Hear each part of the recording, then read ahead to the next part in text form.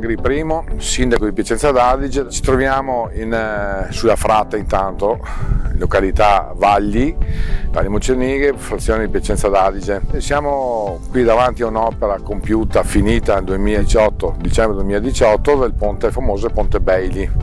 Bailey è un ponte fatto dagli americani, ma più a monte, durante la seconda guerra mondiale. È spostato in questa zona nel 1962.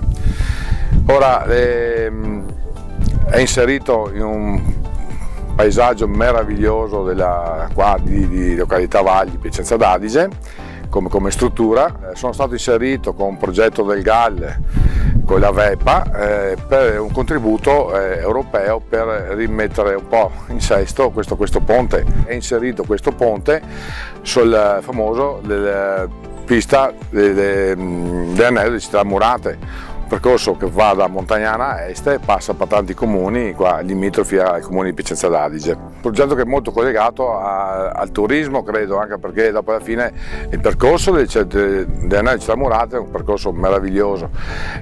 Questo ci permette a chi ha la possibilità di passare di qua di valorizzare molto questo ambiente che è veramente valido e da apprezzare dopo alla fine. Cioè, il vantaggio di avere questo finanziamento è innanzitutto proprio il ragionamento che facevo prima, collegare tutto questo percorso naturalistico che prende una vasta zona della bassa padovana.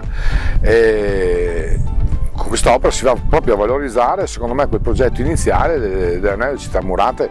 Cioè, dobbiamo fare, secondo me, noi amministratori, più rete per far conoscere più il nostro territorio, perché mi sono reso conto anche in questi anni da sindaco che abbiamo un territorio che è meraviglioso, ha delle potenzialità immense, però se non siamo noi sindaci che fa rete, che fa un certo ragionamento intorno a tutte queste cose, non riusciamo a far passare il messaggio che alla fine è valorizzato il nostro territorio. Però dobbiamo essere noi amministratori a fare tutto questo lavoro, magari con altri progetti, con altre iniziative.